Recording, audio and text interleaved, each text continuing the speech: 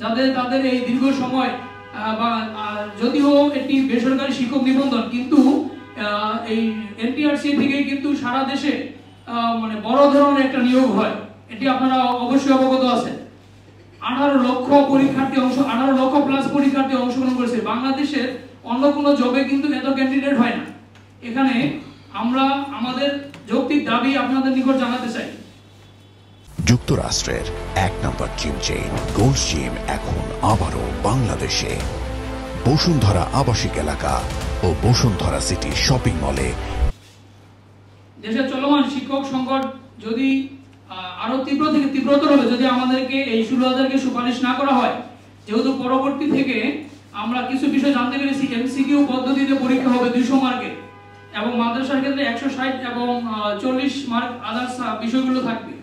তাহলে আপনাদের নিকট আমি একটি প্রশ্ন রাখতে চাই যে আমাদের যেহেতু 100 মার্ক প্রিলিমিনারি এবং 100 মার্ক রিটেন নেওয়া হয়েছে, তো 19তম থেকে যেহেতু তারা 200 মার্কের এমসিকিউ নেবে, এই প্রশ্ন পদ্ধতির পরিবর্তনে আমাদের সাথে তারা কিভাবে এই বিষয়গুলো সামঞ্জস্য করবে? তারা যদি নীতিমালার পরিবর্তন না করতো তাহলে আমরা এই অবস্থায় আসতাম না।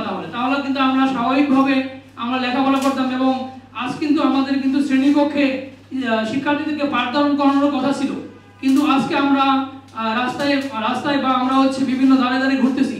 আমরা কখনো এনটিআরসি নিকট যাচ্ছি, কখনো আমরা মন্ত্রণালয়ে যাচ্ছি, কখনো আমরা মাউসিতে যাচ্ছি। এটি কি আমাদের ব্যর্থতা? এটি তো আমাদের ব্যর্থতা নয়। তারা আমাদেরকে যাতে দ্রুত সময়ের মধ্যে সুপারিশ করেন এ বিষয়ে আমরা শিক্ষা সংশ্লিষ্ট সকল ঊর্ধ্বতন কর্তৃপক্ষকে আমরা দৃষ্টি আকর্ষণ করছি। আমাদের শিক্ষা ব্যবস্থা যাতে হুমকির সম্মুখীন না হয়, এবং আপনারা অবগত থাকবেন এনটিআরসি কর্তৃপক্ষের মাধ্যমে 60,000 জাল সনদ প্রদান করা হয়েছিল। তাদের বিরুদ্ধে কিন্তু কোনো ব্যবস্থা আমরা এখন পর্যন্ত নিতে দেখতে পাইনি, অথচ আমরা 3 ধাপে উত্তীর্ণ হওয়ার পরেও আমাদেরকে তারা কেন সুপারিশ করতেছে না? আমরা এনটিআরসির মাননীয় চেয়ারম্যান স্যারের সাথে দেখা করেছিলাম, তিনি বলেছেন আমরা নতুন সার্কুলার নিয়ে ভাবছি।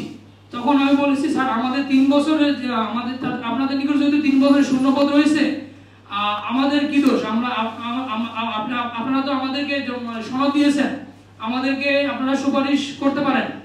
তখন তিনি বলেছেন আমরা রাষ্ট্রের রাজস্বের কথা ভাবছি। তো রাষ্ট্রের রাজস্বের কথা ভাবার বিষয়টি কি এনটিআরসির একা দায়িত্ব?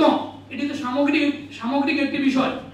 এনটিআরসি কর্তৃপক্ষ কোনোভাবে আমাদেরকে বাদ দিয়ে কোনো পরিকল্পনা করতে পারে না। আমরা এখন যোগ্য নিবন্ধনধারী সনদধারী এবং আমাদের সনদের মেয়াদ রয়েছে, এবং সবচেয়ে শেষের দিকে যে পরীক্ষাটা হয়েছিল 18তম শিক্ষক নিবন্ধন, এরপরে কোনো নিবন্ধন পরীক্ষা হয়নি, যেহেতু তাদের নিকট শূন্যপদ রয়েছে এবং আমাদের যেহেতু সনদের মেয়াদ রয়েছে, বয়স রয়েছে, সবকিছু সময়সীমার মধ্যে রয়েছে। অতএব আমরা শিক্ষা সংশ্লিষ্ট সকল ব্যক্তিবর্গকে অত্যন্ত বিনয়ের সাথে বলতে চাই এবং তাদের দৃষ্টি আকর্ষণ করতে চাই যাতে আমাদের এই 16,000কে একটি বিশেষ গণবিজ্ঞপ্তি দিয়ে দ্রুত সময়ের মধ্যে সুপারিশ করা হয়। বিশেষ গণবিজ্ঞপ্তি আজ নতুন নয়, এটি আপনারা অবগত আছেন। 2022 সালে এনটিআরসি কর্তৃপক্ষ একটি বিশেষ গণবিজ্ঞপ্তি দিয়েছিল এবং সেখানে তারা 15,163 জন শিক্ষকের সুপারিশ করেছিল। এটি তাদের নীতিমালায় রয়েছে বা তারা চাইলে এটি পারে, এটি আমরা এর আগে দেখতে পারছি। যেহেতু তারা বিশেষ গণবিজ্ঞপ্তি দিয়ে সুপারিশ করেছিল, আমরা চাই যেহেতু পরবর্তী পরীক্ষা থেকে নীতিমালা পরিবর্তন, প্রশ্ন পদ্ধতি পরিবর্তন, সবকিছুতে আমূল পরিবর্তন আসবে। এক্ষেত্রে আমাদের এই 16,000 যৌক্তিক দাবিকে যাতে অনতি বিলম্বে মেনে নেওয়া হয়, এবং আমি আপনাদের নিকট 2টি দাবি, আমাদের 16,000 সুপারিশ বঞ্চিতদের পক্ষ থেকে 2টি দাবি আপনাদের সামনে উপস্থাপন করছি। আমাদের প্রথম দাবি 31শে ডিসেম্বর 2025 সাল পর্যন্ত শূন্যপদ যুক্ত করে দ্রুত সময়ের মধ্যে বিশেষ গণবিজ্ঞপ্তির মাধ্যমে সুপারিশ বঞ্চিত 16,213 জনকে নিয়োগ দিতে হবে। আমাদের দ্বিতীয় দাবি নীতিমালা পরিবর্তনের পূর্বে চূড়ান্ত উত্তীর্ণ ও সুপারিশ বঞ্চিত প্রার্থীদের নিয়োগের লক্ষ্যে বিষয়ভিত্তিক তথ্য বিশ্লেষণ করে প্রয়োজন অনুযায়ী শূন্যপদ যুক্ত করে বিশেষ গণবিজ্ঞপ্তির মাধ্যমে উত্তীর্ণ সবাইকে নিয়োগ দিতে হবে। উল্লেখ্য যে শিক্ষক সংকট নিরসনে তারা এর আগেও এরকম বিশেষ গণবিজ্ঞপ্তি দিয়েছিল। আপনারা হয়তো জানেন দেশের হাজারো প্রতিষ্ঠানে তীব্র শিক্ষক সংকট রয়েছে। প্রাপ্ত হিসাব অনুযায়ী 2025 সালে 1,20,000-এর বেশি শূন্যপদ রয়েছে।